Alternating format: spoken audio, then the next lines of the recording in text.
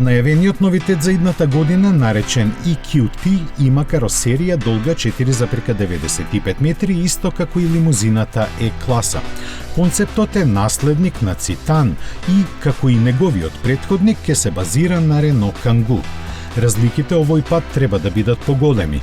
И двата модели се произведуваат во Маубеж, во северна Франција. За разлика од претходно понудениот Цитан, Т-класа ќе доаѓа со сите карактеристики што клиентите ги очекуваат од модел со звезда на хаубата.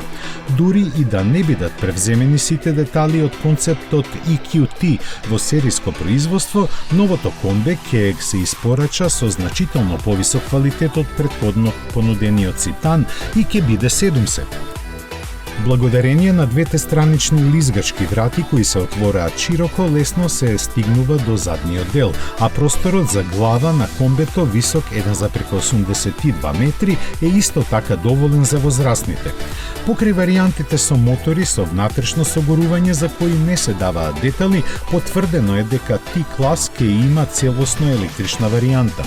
Погодувате без детали, но може да се претпостави дека ќе се користи досегашниот арсенал на батерии и електромотори.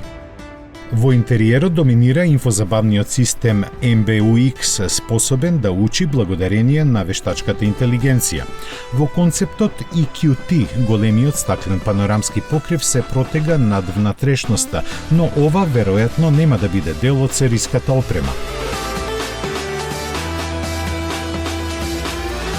Она што ќе остане, сепак ќе биде амбиенталното светло на централната конзола, вратите и отворот за стапалата, што се уште не е достапно во овој сегмент, и практичниот простор за складирање на документи над инструмент таблата. Се планира по лансирањето да има искратена верзија долга околу 4,6 метри и како поголемата верзија ќе може да се нарача со електричен погон.